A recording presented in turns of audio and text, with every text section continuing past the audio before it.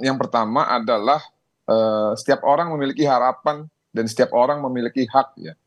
Hak itu apa? Hak untuk mempertahankan dirinya secara konstitusional.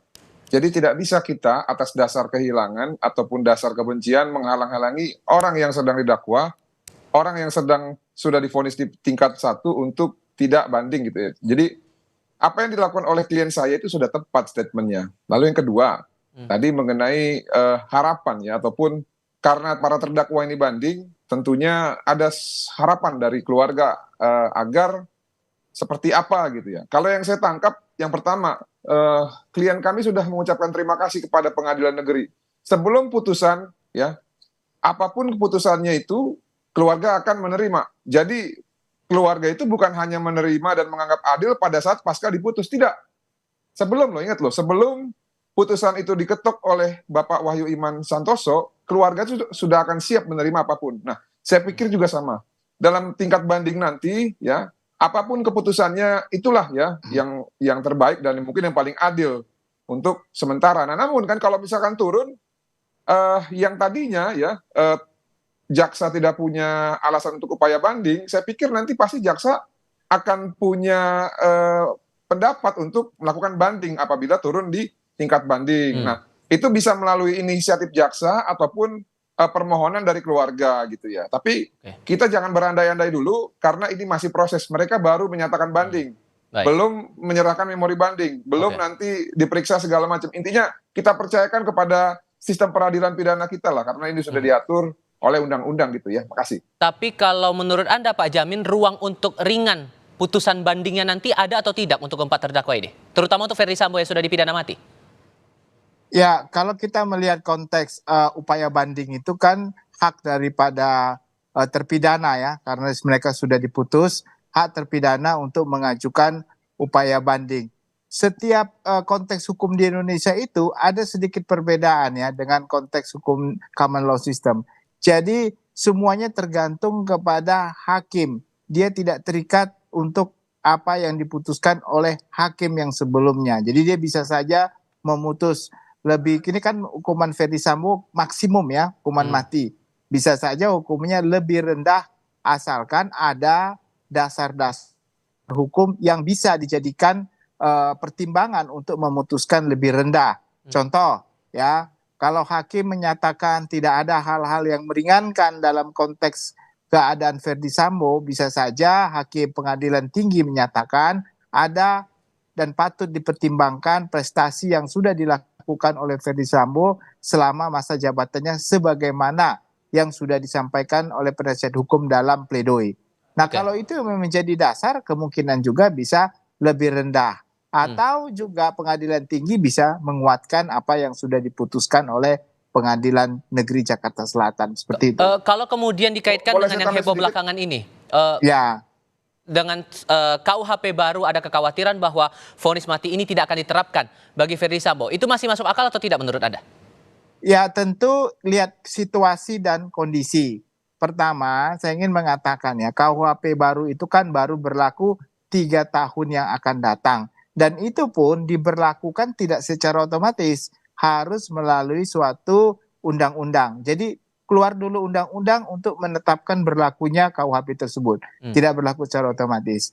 Lalu berikutnya, kalau dia dipidana sekarang, belum ada putusan yang mempunyai kekuatan hukum tetap, belum ingkrah, baru berlaku nanti ketentuan KUHP yang baru, maka di pasal 100 itu ada yang menyatakan bahwa kalau ada pidana dua peraturan yang bertentangan atau dua peraturan yang berlaku sekaligus dalam suatu perbuatan, baru dia diadili dan belum ingkrah, maka ada hal yang meringankan yang diterapkan. Itu kalau berlaku, tapi kalau tidak berlaku, kalau sudah ingkrah ya pasti berbeda lagi.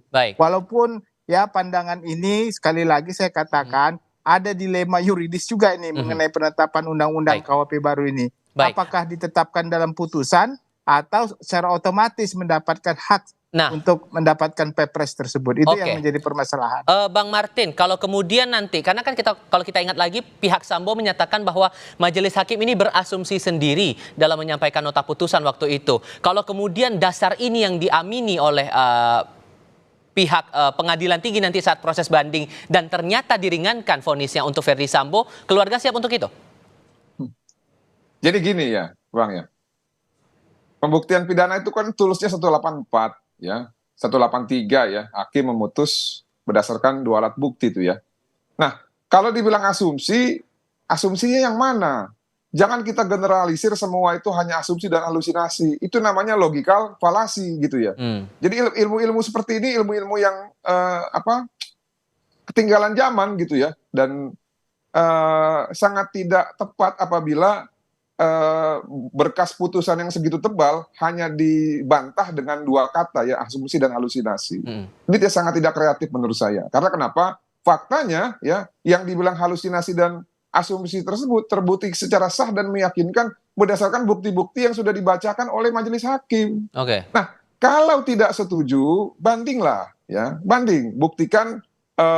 Kalau kalian bisa membantah atau mematahkan dalil jaksa penuntut umum, ataupun tambahkan hal-hal yang meringankan untuk bagian akhir sebagai penutup. Manakala mereka tidak bisa membantah pembuktian yang sudah dilakukan oleh JPU. Ini kan masih ranah fakti ya. Masih judeks fakti, masih ranah fakta, tapi pemeriksaannya tertutup. Nah, namun tadi saya mau menambahkan sedikit yang disampaikan oleh abang kita Bang Jamin Ginting mengenai prestasi.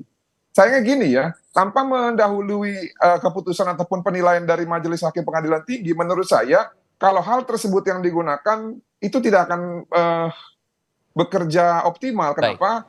Karena dampak yang dihasilkan oleh terdakwa Verdi Sambo itu justru destruktif terhadap institusinya dan juga negara gitu ya. Kan salah satu pertimbangan yang berat kan itu. Nah, lebih baik cari hal-hal yang lain ya, yang lebih substansial, yang tidak dikaitkan dengan jabatannya. Kalau saya ya, kalau saya jadi mereka. Demikian.